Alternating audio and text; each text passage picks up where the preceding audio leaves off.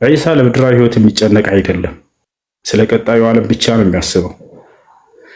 ከተዘገቡ ዘገባዎች መካከል አንድ ልንገራችሁ። በጣም ቢያስደንቀኝ ሁሌ የሚገርመኝ የሆነ ክስተት ነው።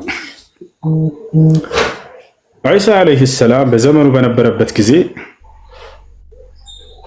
የእርሱን ነብይነት የተጠራጠረ አንድ አይሁድ ለምን አብሬው ሁኜ ስለ እርሱ የሚነገረው ነገር እውነት ነው ሐሰት ነው የሚለውን ለምን አላጣራም ብሎ ለማየት ፈለገ።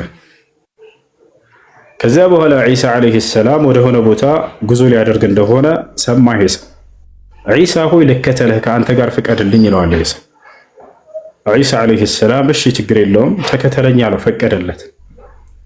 የጉዞ ጓደኛህ ልሆንህ አለው፣ ልከተልህ አለው፣ ተከተላለው። ከዚያ በኋላ ዒሳና እርሱ የጉዟችን ስንቅ የሚሆንን ምግብ መያዝ አለብን ግን ተባባሉና ያላቸውን ፍራንክ አውጥተው አወጡና የሚገዛላቸውን ቂጣ ሂድና ግዛ ያለው 3 ቂጣ ይገዛሉ፣ 3 ዳቦ ይገዛሉ።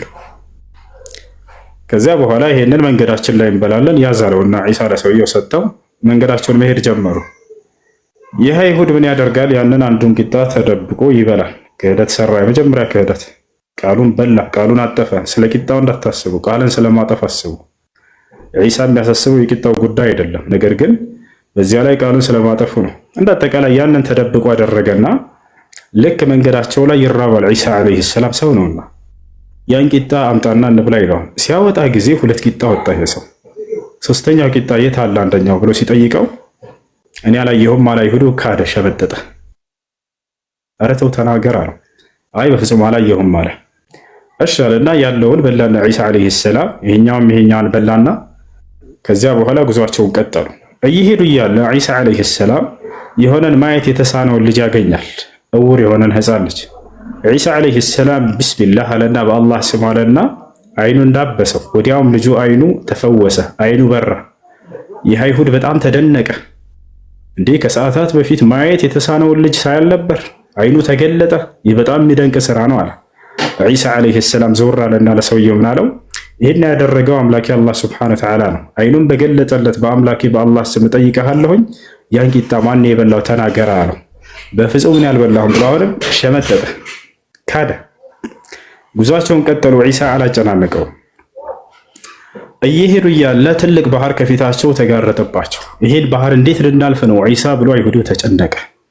ከዚያም ዒሳ ዓለይሂ ሰላም ምን አለው? እኔ ቢስሚላህ ብዬ ባህሩን ረግጣለሁኝ፣ አላህም መሬት ያደርግልናል፣ እናልፋለን። ለሙሳ ያደረገ ይሄን ለእኛም ለማድረግ አይሳነውም እና ብሎ በአላህ ላይ ተማምነው ዒሳ ዓለይሂ ሰላም ቢስሚላህ አለ። ወዲያው ባህሩ መሬት ሆነላቸው። ሰውየው በዚያ ላይ አብሮ ተጓዘ። በጣም ተደነቀ። ይሄ ባህር የነበረ ነገር እንዴት መሬት ሆነ? ይህ በጣም የሚደንቅ ነገር ነው አለ። ዒሳ ዘወር አለና ይሄን ያደረገው አምላኬ አላህ ነው። ይሄን ባደረገልን በአምላኬ በአላህ ስም ጠይቃለሁ፣ ያን ቂጣ የበላው ማን ነው ተናገር አለው። በፍጹም እኔ አልበላሁም ብሎ አሁንም ካደ፣ ሸመጠጠ። ጉዟቸውን ቀጠሉ። አሁን ከባድ ፈተና ሊሰጠው ነው ዒሳ ዓለይሂ ሰላም። ጉዟቸውን ቀጠሉ። ዒሳ ዓለይሂ ሰላም በመንገድ ላይ 3 ትልልቅ ድንጋዮችን አነሳና አምላኬ አላህ ሆይ እነዚህን ድንጋዮች ወደ ወርቅ ቀይርልኝ አለ። የሰው ልጅ በዱንያ ሲፈተን ከባድ ነው አይደል? አሁን ከባድ ፈተና ሊመጣለት ነው ለሰውየው። አምላክ አላህ ሱብሓነሁ ወተዓላ ዒሳን ይሰማዋልና ዱዓውን ይቀበለዋልና ወዲያው አይኑ እያየ ወደ ወርቅ ቀይረለት እነዛን ድንጋዮች። ከዚያ በኋላ ሰውየው በጣም ተደነቀ። ይህ ከሰዓታት በፊት ድንጋይ የነበረ ነገር አሁን ወደ ወርቅ ተቀየረ። ይህ በጣም የሚደንቅና የሚገርም የሆነ ተአምር ነው አለ። አሁን ይህን ያደረገው አምላክ አላህ ነው አለና ዒሳ ዓለይሂ ሰላም ይሄንን ድንጋይ ወደ ወርቅ በቀየረ በአምላኬ በአላህ ስም ጠይቃለሁኝ ተናገራለሁ፣ ማን እንደወሰደ አላውቅም አለ። እኔ አልበላሁም ያን ቂጣ አለ። እሺ እንግዳውን ሳለና እንካለው አንዱ ወርቅ ሰጠው ዒሳ ዓለይሂ ሰላም ለሰውየው። ይሄ ደግሞ አንዱ ለኔ ነው አለና ዒሳ ያዘው። ሰውየው በጣም ቋመጠ በሶስተኛው ወርቅ ላይ። ሶስተኛውስ ወርቅ ለማን ነው ዒሳ ብሎ ጠየቀው። ዒሳ ምን አለው? ይህ ደግሞ ቂጣውን ለበላው ሰው ነው ብሎ ተናገረ። በዚህ ጊዜ ሰውየው እውነቱን አወጣ። በአላህ ስም እላለሁ እኔ ነኝ ያን ቂጣ የበላሁት፣ ወርቁን ስጠኝ አለው። የሰላም ከባድ ፈተና ነው። ይሄን ቂጣ ሶስተኛ ለማን ነው ሲለ ጊዜ ወርቁን ለበላው ሰው ነው አለው ዒሳ ዓለይሂ ሰላም። የሚገርም ብልሃት ተጠቀሙበት። ከዛ በኋላ እኔ ነኝ የበላሁት አለ። ዒሳ ዓለይሂ ሰላም ቃል ገብቷል። ወርቁን የምሰጠው ቂጣውን ለበላ ነው ብሏል። ቃሉን አያጥፍም እሱ። እንካ እንግዲያውንስ ብሎ ሰጠው ዒሳ ዓለይሂ ሰላም። ሰውየው ደስታውን በቃ መቋቋም አልቻለም። ዒሳ ዓለይሂ ሰላም የራሱንም ወርቅ ሶስቱንም እንካ ብሎ አስረከበውና ሰጠው። አንድም ሳይሄድ ዒሳ ዓለይሂ ሰላም አንድንም ወርቅ ሳይዝ ሄደ። ና እንሂድ አለው ሰውየውን። ሰውየው በቃ አለ። የሚፈልገውን አገኘ። ምድራዊ ጥቅም ሲያገኝ ይከዳቸዋል ሰው አይደለም። ዒሳ ጉዞውን ቀጠለ ብቻውን። ሰውየው ያንን ወርቅ ይዞ አልከተለም። ዒሳ ከዚህ በኋላ አላውቅም አለ። ያሰላም። ከዚያ በኋላ ወርቁን ተቀብሎ እዛው ቁጭ ብሎ ይህ ሰው እንዴት ላድርገው፣ ምን ላድርገው ይህን ሁሉ ጸጋ እያለ እያሰበ ባለበት ሰዓት 3 ፈረሰኞች እየጋለቡ ይመጣሉ። 3 ፈረሰኞች እየጋለቡ እየመጡ ጓደኞች ናቸው። ይህን ሰው ወርቅ ታቅፎ አገኙት። ከዚያ ተመካከሩ። ይህ ሰው የያዘው ወርቅ ምንድን ነው? እሱን ገድለን ለምን እኛ 3ታችን ጓደኛሞች አንከፋፈለውም ተባባሉ። እሺ አሉ። ሄዱና ግንባሩን አሉት። ከዚያ በኋላ እሱን ገደሉት። ወርቁን 3ታቸው ያዙ። በጣም ርቧቸው ስለነበር ከ3ታችን አንዳችን ይሄድና ቂጣ ገዝቶ ይምጣ ምን በላው፣ እኛ ይሄን 2ታችን እዚህ ወርቁን እንጠብቃለን ተባባሉ። ገንዘብ አወጡና ለአንድ ጓደኛቸው ሰጡት። ይዤ ሄዳ ቂጣ ገዝታና እኛ እዚህ እንጠብቃለን፣ ስትመጣ እንከፋፈላለን፣ አንዳንዱ የግላችን ነው አሉት።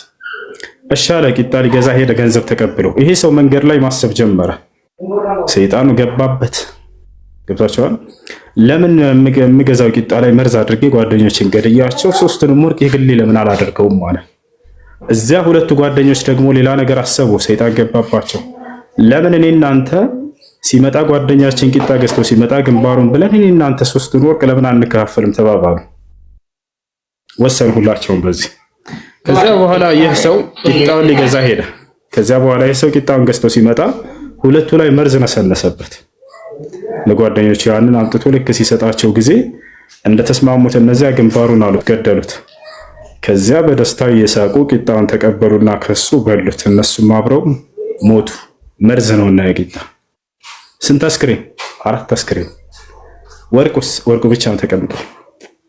አንደኛው የዒሳ ጓደኛ የነበረው፣ 3ቶቹ ደግሞ እነዚያ ጓደኛሞች። ዒሳ ዓለይሂ ሰላም በዚህ ጊዜ ልክ ከሄደበት ሲመለስ ወርቁ እንዳለ 4ቱ አስክሬኖች እዛው ተቀምጠዋል። ምንድነው የሆነው ነገር ብሎ ዒሳ ዓለይሂ ሰላም አላህ ሱብሓነሁ ወተዓላን ጠየቀ። በጣም ተገረመ።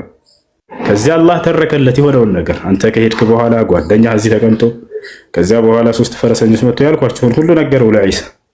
ዒሳ በጣም በመደነቅ ምን አለ? ሃከዛ ተፍዐሉ ዱንያ ቢአስሓቢሃ።